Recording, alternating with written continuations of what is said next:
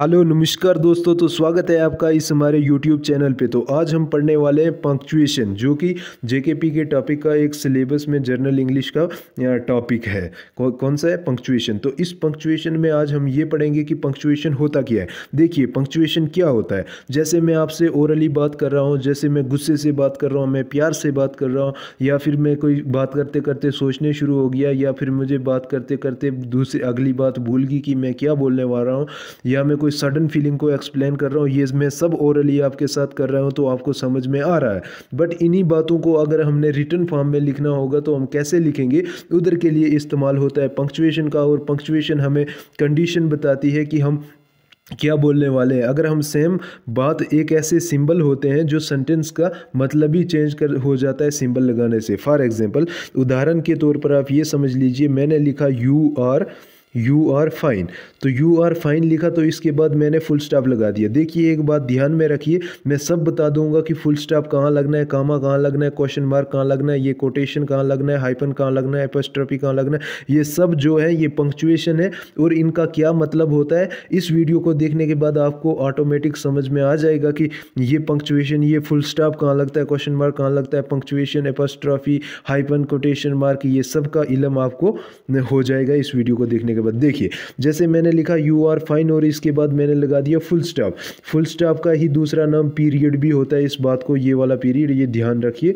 तो मैंने लगा दिया यहाँ पे फुल स्टॉप। ओके, तो मैंने बोला यू आर फाइन, मतलब आप ठीक हो। इसके बाद इससे ये प्रूफ होता है कि मैं आपके बारे में जानता हूँ कि आप ठीक हो। तो आपको कुछ बोलने की ज़रूरत नहीं है। आप सेटिस्फाई नहीं भी हो लेकिन मुझे पता है आप ठीक हो। इस सेंटेंस का मतलब ये हुआ कि मुझे पता है आप ठीक हो। इसी सेंटेंस को हम दूसरे हिसाब से लिखते हैं, आर यू फाइन। तो इसके बाद मैंने क्वेश्चन मार्क लगा दिया। इसका मतलब अब मुझे ये पता नहीं है कि आप ठीक हो या नहीं हो, मैंने खाली पूछा कि आप ठीक हो। तो इसमें आपको आंसर बताना पड़ेगा कि मैं ठीक हूँ या नहीं हूँ, क्योंकि इसमें मैं नहीं जान रहा, क्योंकि क्वेश्चन मार्क लगा तो इट मीन मैंने आपसे क्वेश्चन पूछा। बट जब मैंने यू आर फाइन लिखा था, फुल स्टॉप लगाया था, तब मुझे पता था, मैंने अपने सेंटेंस कंप्लीट कर दिया था और मुझे उसमें पता भी था। इसी तरह सेम जो ये तीन वर्ड्स हैं, तीन वर्ड्स का जो सेंटेंस है, इसी में मैंने सिंबल चेंज, पंक्चुएशन लगाने से ये पता कर लिया कि मतलब मैं क्या बोलने चाह रहा हूँ। तो पंक्चुएशन हमें कंडीशन बताता है कि मतलब आप क्या बोलना चाह रहे हैं। तो इसी तरह रिटन फॉर्म में आप कौन सा सिंबल कहाँ पे लगाएंगे, उसका मीनिंग क्या बनेगा, ये सब हम इस वीडियो में समझेंगे। 13 सिंबल है हमारे पास, तो चलिए एक से एक करके, एक बाई एक करके समझते हैं। तो पहला सिंबल आ गया हमारे पास पीरियड। पीरियड को ही फुल स्टॉप कहते हैं। दूसरा नाम याद रखिए, पीरियड को क्या कहते हैं? फुल स्टॉप कहते हैं। ये कहाँ लगता है? ज़्यादातर हम फुल स्टॉप ही यूज़ करते हैं। इसको क्या कहते हैं? Full stop. ये ज़्यादातर कहाँ इस्तेमाल होता है? जब आप अपनी बात कंप्लीट कर लेते हैं तो उसके बाद आप फुल स्टॉप का इस्तेमाल करते हैं। जैसे फॉर एग्जांपल, मैं स्कूल जा रहा हूँ, I am going to school, तो उधर मैं फुल स्टॉप लगा दूंगा।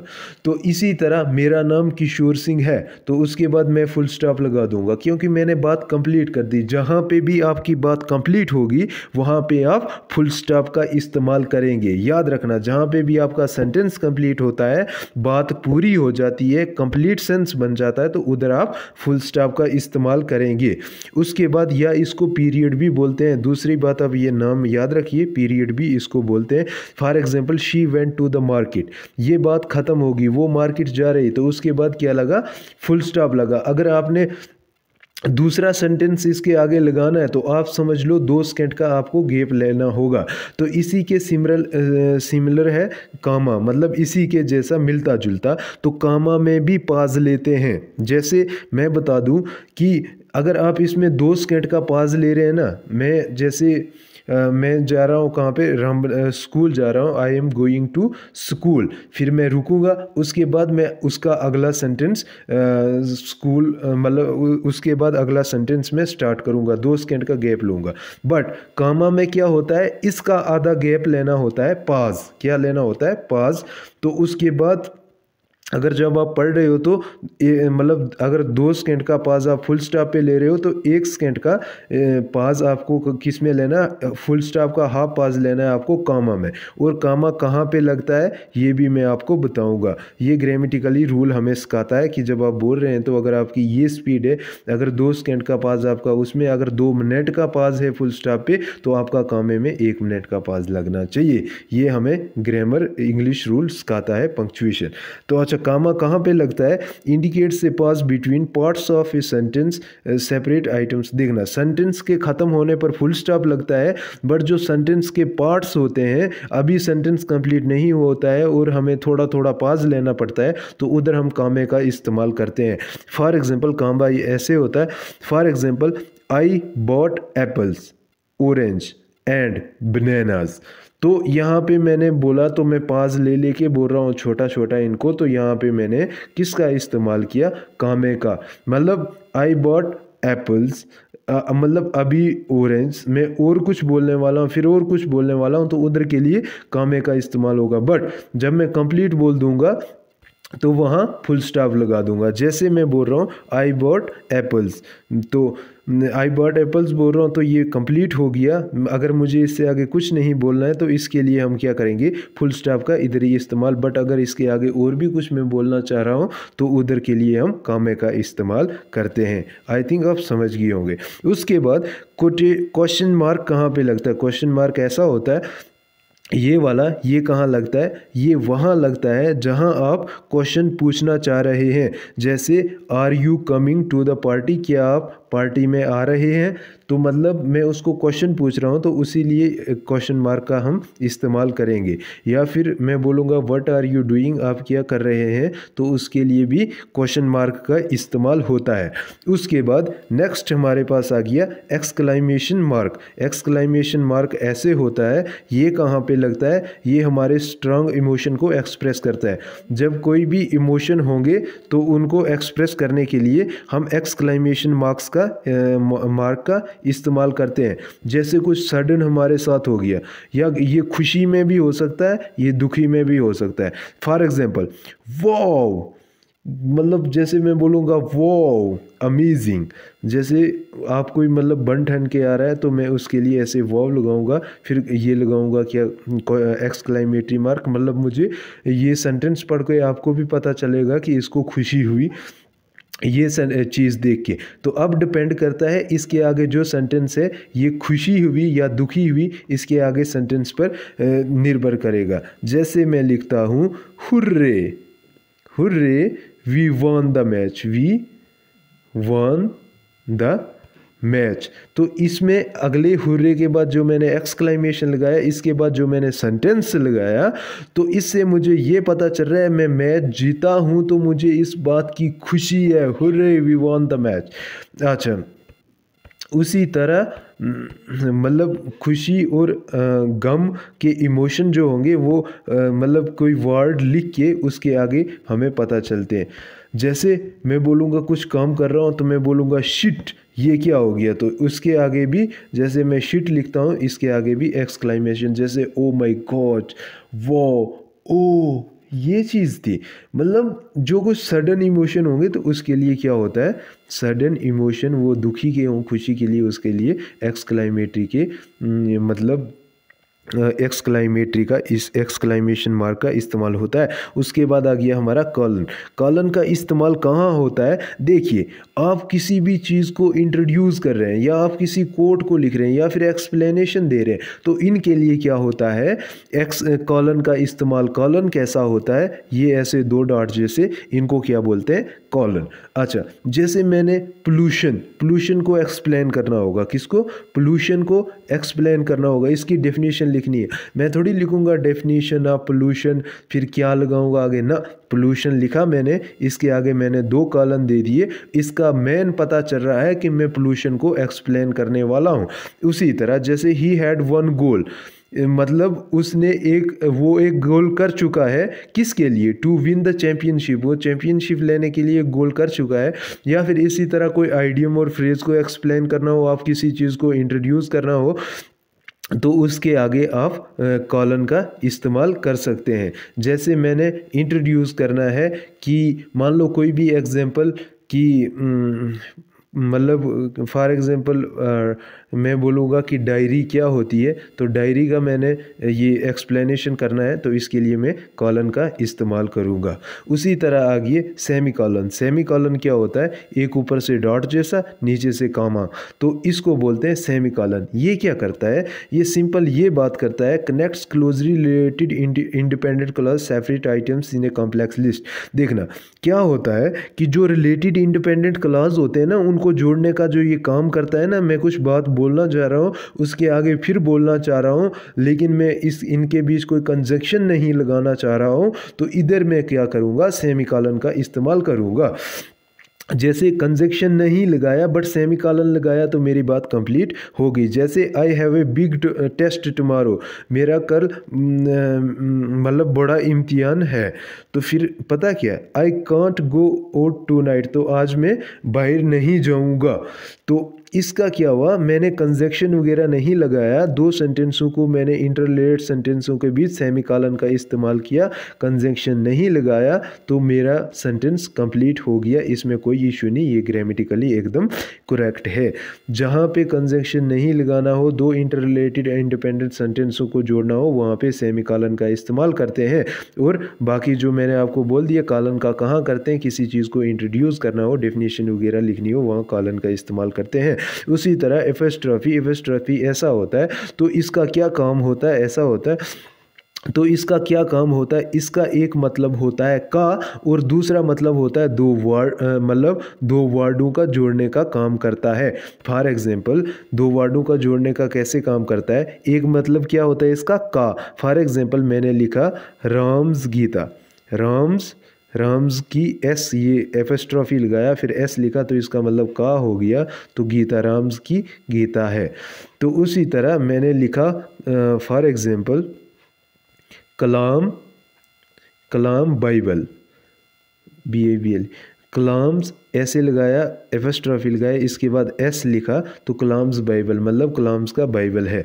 दूसरी बात, ये कहाँ इस्तेमाल होता है? फॉर एग्जांपल जैसे मैंने लिखना होगा आई हैव लिखना होगा, मैं इधर एपिस्ट्रॉफी लगाऊंगा, इधर VE लिखूंगा, तो इसका मतलब आ गया आई हैव। उसी तरह आई विल लिखना होगा, जहाँ पे ये आई विल है, तो यहाँ पे इन्होंने आई लिखा, ये एपिस्ट्रॉफी LL लिखा, तो ये आई विल बन गया। दो वर्डों को जोड़ने का काम भी करता है और का भी काम करता है। कुछ भी लिखो, जैसे दैट्स साराज बुक, मतलब ये साराज का बुक है, तो ये जोड़ने का भी काम करता है दो वर्डों को। जैसे कैन नॉट हो गया ना, कैन, तो ऐसे एन, ये एपिस्ट्रॉफी T लगाएंगे, तो ये कैन नॉट बन गया, शॉर्ट में दो वर्डों को जोड़ दिया, इजी बना दिया। तो इसी के लिए लगता है हमारा कौन सा? एपिस्ट्रॉफी का सिंबल कैसा होता है? ऊपर से एक ऐसे जैसे, ठीक। उसके बाद हमारा आ गया कोटेशन मार्क ऐसे होता है, ये आ गया कोटेशन मार्क, दो ऐसे होते हैं सेंटेंस के ऊपर, ये ऐसे। ये कहाँ पे लगता है? कोई कही हुई बात, क्या होता है? कोई कही हुई बात को हम दोबारा लिखेंगे या जानी हुई बात को, तो उधर के लिए हम लगाते हैं कोटेशन मार्क। फॉर एग्जाम्पल आपने लिखना है पोल्यूशन, मैं एग्जाम्पल दे देता हूँ। आपने लिखना है आपने लिखना है पोल्यूशन लिखना है, इस पे आपको ऐसे लिखना है। क्या लिखना है? ऐसे लिखना है।